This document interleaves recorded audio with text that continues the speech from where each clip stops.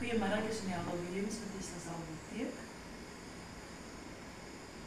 Goedemiddag, ik ben Kennis Tobias. Goedemiddag, ik ben Sandra Stewart van Tesla Bibliotheek.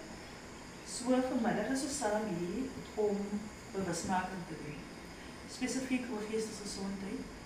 En ons het spesifiek vandag eerstejaars student van Tesla.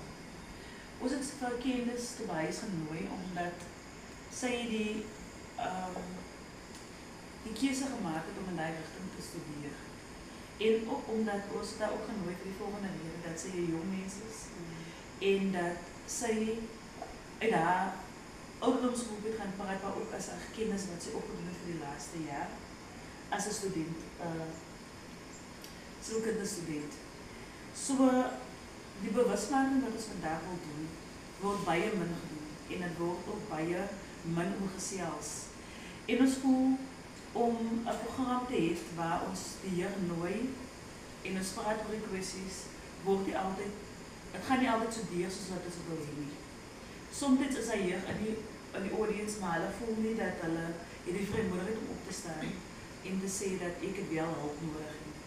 Maar as ons online gesels het en die jeug is daar buite en hulle kyk daarna en hulle kan hulle self evalueer en sê ok, nee, dit is eintlik waar ek is en ek het regtig hulp nodig. Glo ons dat hierdie uitreik wat ons vandag doen kan baie jeug help daar buite.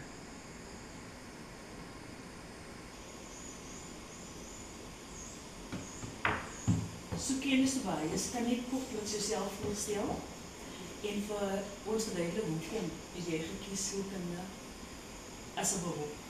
Okay, my naam is Kennis Tobias en ek is 'n eerstejaars sielkundige student. Ek het nog altyd belang gestel in mense, hoekom hulle optree soos hulle optree en hoekom hulle doen wat hulle doen. Maar die eintlike rede hoekom ek sielkunde gekies het as my veld van studie is, omdat ek 'n beroep het wat sukkel met geestesgesondheid. Hy is so 35 gediagnoseer met skizofrenie en dat het my toe aangespoor om meer te wil leer oor sy mental health. So dit is net 'n keuse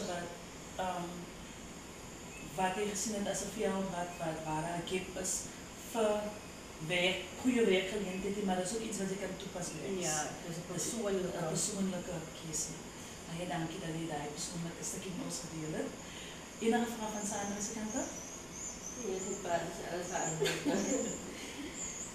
So, hoe ervaar jou eerste jaar as 'n sielkundige student so ver?